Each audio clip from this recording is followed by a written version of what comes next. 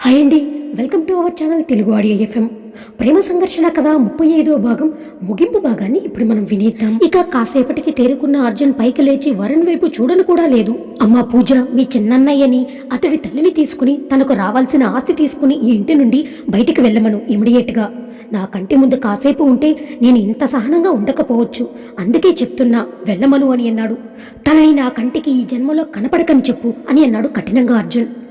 వరుణ్ వైపు చీదరింపుగా చూస్తూ, అతడు నాకు అన్నయ్య ఏంటన్నయ్యా? ఈ రోజు నుంచి నాకు ఉన్నది ఒకడే అన్నయ్య, అది నువ్వు మాత్రమే. అడ్డమైన వాళ్ళు నాకు బంధువులు కారు అని అంది ఈసడింపుగా. వరుణ్ సైలెంట్గా తనకి ఇచ్చిన ఆస్తి డాక్యుమెంట్ను తీసుకుని అరుంధతిని లేపి ఎత్తుకుని తన మేనమామ చలపతి ఇంటికి వెళ్ళాడు.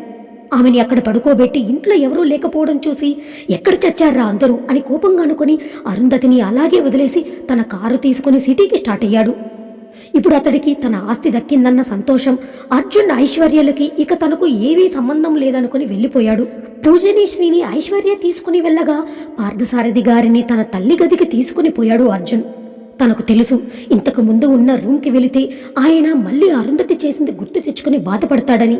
అందుకే తను తల్లి గదిలోకి తీసుకుని వెళ్ళాడు. ఆయన్ని బెడ్ మీద కూర్చోబెట్టి కింద ఆయన కాళ్ళ దగ్గర మోకాళ్లపై కూర్చున్న అర్జున్ ఆయన చేతులు పట్టుకుని, నాన్న జరిగిపోయింది, ఇక వదిలేసాయి. అమ్మే వాళ్ళని వదిలేయగా లేనిది మనం ఎందుకు వాళ్ళపై మనసులో కోపం పెట్టుకోవడం? అలా కోపంతో అయినా వాళ్ళని తలుచుకోవడం నాకైతే ఇష్టం లేదు. ఆపై మీ ఇష్టమని అన్నాడు అర్జున్. అర్జున్ తల నిమురుతూ, నాకంటే నువ్వే ఎక్కువ నష్టపోయావు నాన్న. ఆఖరికి నీ బిడ్డని కూడా బలి తీసుకోబోయారు ఆ పాపాత్ములు. మీ అమ్మ దేవతలా వచ్చి నిన్ను నీ భార్యా బిడ్డల్ని కాపాడింది దేవతలా. దేవతలా ఏంటి, నిజంగా మీ అమ్మ దేవతే అని అన్నాడు అక్కడ ఉన్న విశాలాక్షి ఫోటో చూస్తూ.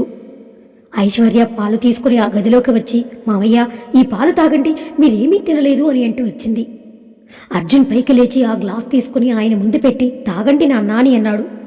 తన కొడుకు కోడల్ని బాధ పెట్టలేక సైలెంట్గా పాలు తాగేశారు ఆయన. అర్జున్ మరొకసారి ఆయనకి జరిగింది వదిలేయమని చెప్పి ఐశ్వర్యని తీసుకుని డైనింగ్ హాల్కి వచ్చి, పూజ వాళ్ళు ఏమైనా తిన్నారా అని అనగానే, లేదు బావా, ఎంత చెప్పినా తినడం లేదు వదినా అని అంది ఐశ్వర్య.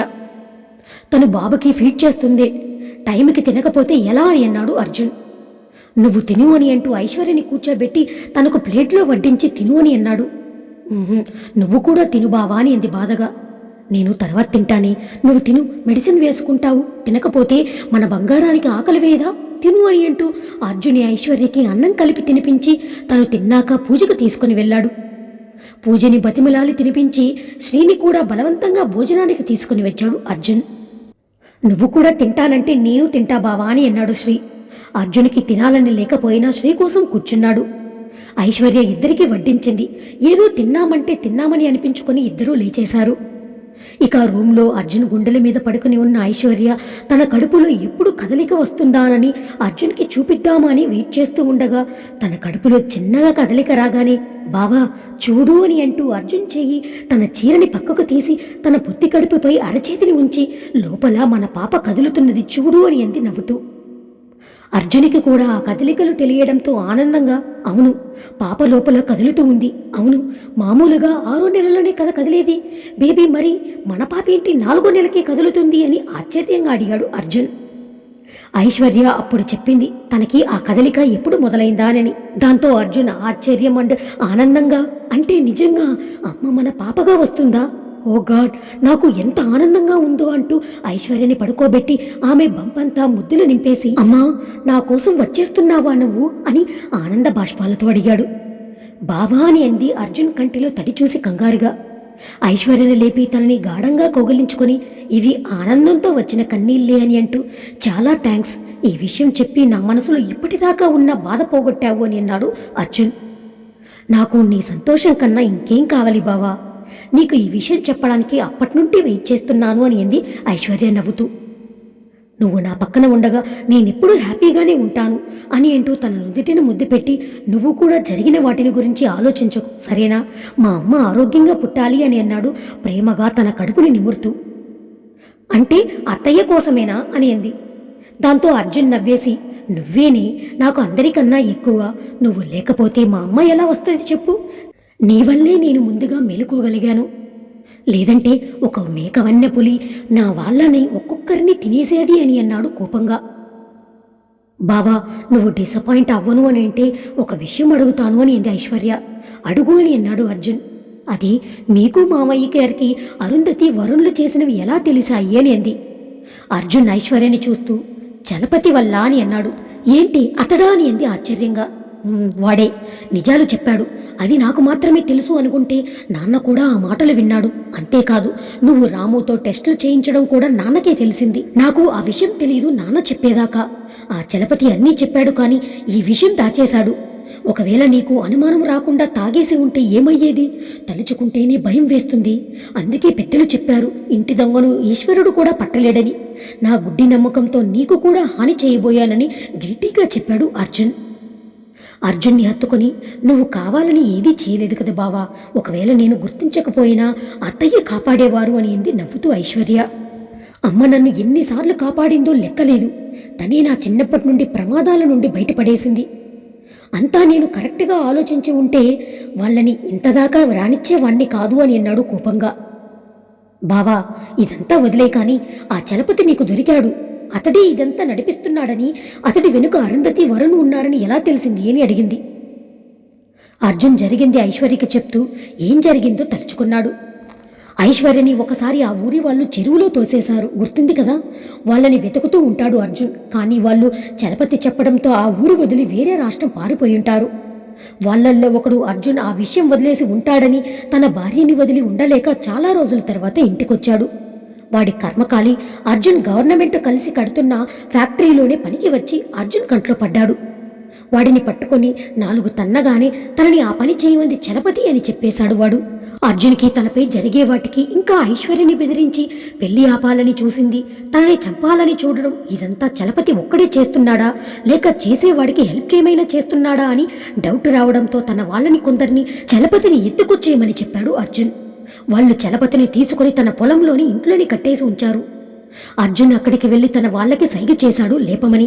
చలపతిని చీరికి కట్టేసి ఉండడంతో అతడు మతి లేకుండా తల వేలాడేసేసి పడి ఉంటాడు. అర్జున్ చెప్పగానే ఒకడు నీళ్లు తీసుకెళ్లి ఫోర్సుగా చలపతి ముఖంపై కొడతాడు. ఉలిక్కిపడి కళ్ళు తెరిచిన చలపతికి చావు అడుగు దూరంలో అర్జున్ రూపంలో కనబడి భయంతో ఒంట్లో వణుకు తెచ్చేస్తుంది. ఏంటి కంసమామ, నన్ను చూసి చేసిన తప్పులు గుర్తుకు వచ్చి భయం వేస్తుందా అని వెటకారంగా అడిగాడు అర్జున్. నేనే తప్పు చేయలేదు. నీకు ఎప్పుడు నాపైన కన్ను. నన్నెందుకు తీసుకుని వచ్చావు అని భయం లోపల అదిమి పెట్టి కోపం ప్రదర్శించాడు. ఆ వెంటనే దవడ పగిలి ఒక 2 పళ్ళు ఫ్లై అయ్యి నేలపైన రాలాయి.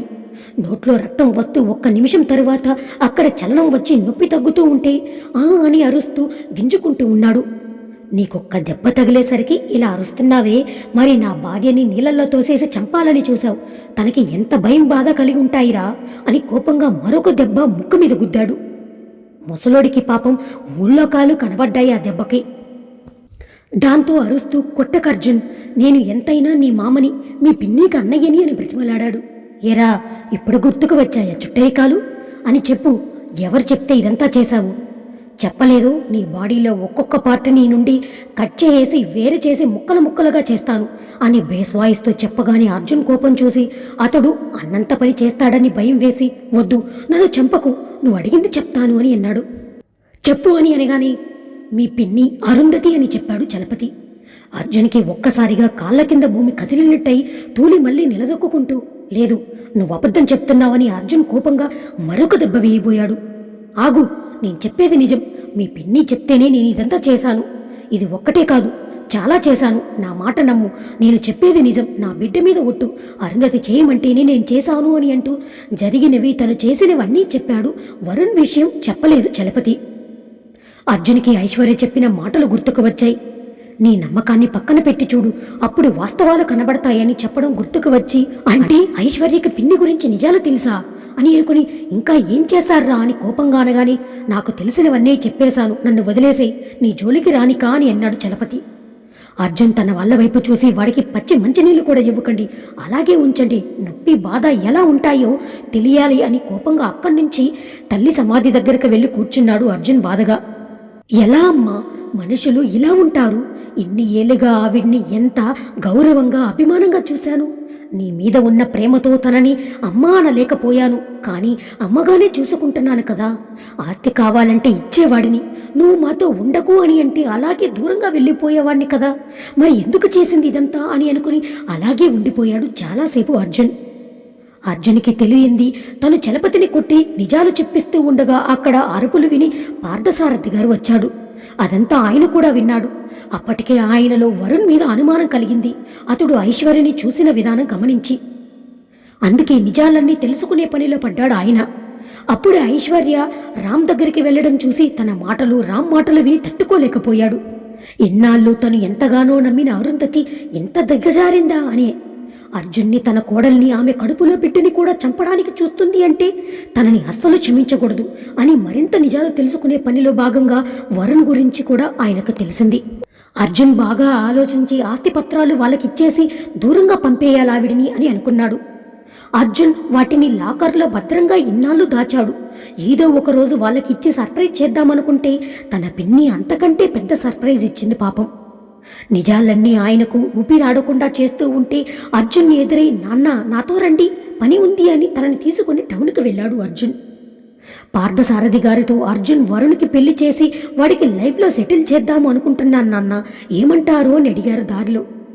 పాపం అర్జున్కి వరుణ్ గురించి ఇంకా తెలియలేదు.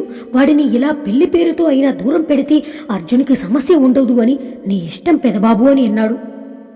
అర్జున్కి వెంటనే తననుకున్న సంబంధం గురించి చెప్పాడు. నీ ఇష్టం పెదబాబు, నువ్వు ఏది చేసినా బాగా ఆలోచించి చేస్తావని తెలుసు, నన్ను అడగాల్సిన పని లేదు అని అన్నాడు ఆయన. ఇక అర్జున్ ఆ పత్రాలు తీసుకోవడం చూసిన ఆయన, వీటితో ఇప్పుడు అవసరం ఏంటి నాన్న అని అడిగాడు.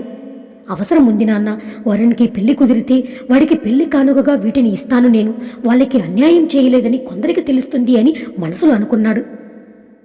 వాటిని ఐశ్వర్యకి కూడా తెలియకుండా తన లాకర్లో పెట్టాడు అర్జున్.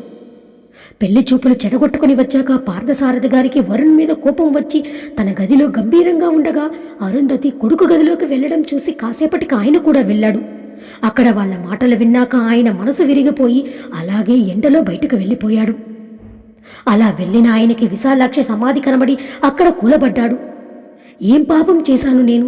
నిన్ను ప్రాణం కంటే ఎక్కువ ప్రేమిస్తే ఆ దేవుడు ఓ బిడ్డని నా చేతిలో పెట్టి నిన్ను నాకు శాశ్వతంగా దూరం చేశాడు. ఆ అరుంధతి నటన చూసిన నాకు తోడు కాకపోయినా మన బిడ్డని నీలా చూస్తుంది, తల్లి లేని లోటు తీరుస్తుందని నమ్మి పెళ్లి చేసుకున్నాను. కానీ వాళ్ళకి మన బిడ్డ వెనుక ఉన్న ఆస్తి కావాలని, మన బిడ్డ కాదని ఇన్నాళ్ళ వాళ్ళ నటనని నేను తెలుసుకోలేకపోయాను అని చాలా సిగ్గుగా ఉంది విష. వాళ్ళ బండారం బయటపడకపోయి ఉంటే మన కొడుకుని, కోడల్ని, పుట్టబోయే బిడ్డను కూడా చంపేసేవారే అని అనుకుని అలాగే కన్నీళ్లతో ఆలోచిస్తున్న ఆయనకి వరుణ్ గురించిన నిజాలు చలపతి అర్జున్కి చెప్పకపోవడం గుర్తుకు వచ్చి, ఇంకా ఏదో ఉంది, అదేంటో వాడితోనే చెప్పిస్తానని లేచి కోపంగా చలపతిని ఉంచిన ప్లేస్కి వెళ్ళాడాయన. కాపలాగా ఉన్న అర్జున్ మనుషులు ఆయన్ని చూసి భయపడి ఎక్కడ నిజం తెలిసి కోప్పడతారోనని భయంగా చూశారు ఆయన వైపు. వాళ్ళ భయం అర్థమై ఆయన, భయపడకండి, లోపల చలపతి ఉన్న సంగతి నాకు తెలుసు, తలుపు తెరవండి, నాకు వాడితో పని ఉంది అని అన్నాడు. వాళ్ళు డోర్ తీయగానే లోపలికి వెళ్ళాడు చలపతి. అక్కడ పార్థసారథి గారిని చూడగానే ప్రాణం లేచి వచ్చినట్టయి, బావా బావా నన్ను కాపాడు, ఆ అర్జున్ నన్ను ఇలా కట్టేసి ఎలా కొట్టాడో చూడు బావా అని దొంగ ఏడుపులు ఏడ్చాడు. నువ్వు ఏ తప్పు చేయకుండానే నా కొడుకు నిన్ను ఇలా చేశాడా అని గంభీరంగా అడిగాడు. ఆయన ముఖంలో కోపం స్పష్టంగా కనబడుతూ ఉంటే భయంగా, అది బావా అని ఏం చెప్పాలో తెలియక నీళ్లు నములుతూ ఉంటే అక్కడ పడి ఉన్న కర్రని తీసుకుని, నువ్వింకా నిజాలన్నీ చెప్పలేదని నాకు తెలుసు, మర్యాదగా నిజాలన్నీ నీకు నువ్వుగా చెప్తావా, బ్రతికిపోతావు, లేదంటే నిన్ను చిత్రహింస పెట్టి చంపుతా, నా కొడుకు కాదు నేనే చంపేస్తానని కోపంగా అంటూ, మీరు కలిసి చేసిన దారుణాలు చెప్తావా లేక నా దెబ్బ రుచి చూపిస్తావా అని అనగానే, వద్దు బావా, కొట్టుకు చెప్తాను అని అంటూ అరుంధతి విశాలాక్షిని చంపడం మొదలు వరుణ్ అర్జున్ని చంపాలనుకోవడం వీలుకాక ఇప్పుడు ఐశ్వర్యని తన కడుపులో పెట్టని చంపడానికి ఏం చేసిందో మొత్తం చెప్పాడు చలపతి. ఆయనకు అవన్నీ వింటూ ఉంటే తట్టుకోలేకపోయాడు. తనెందుకు ఇంకా బ్రతికి ఉన్నానా అనిపించింది పాపం. ఇక ఆయన కోపం కట్టలు తెంచుకోగా ఇంటికి బయలుదేరాడు.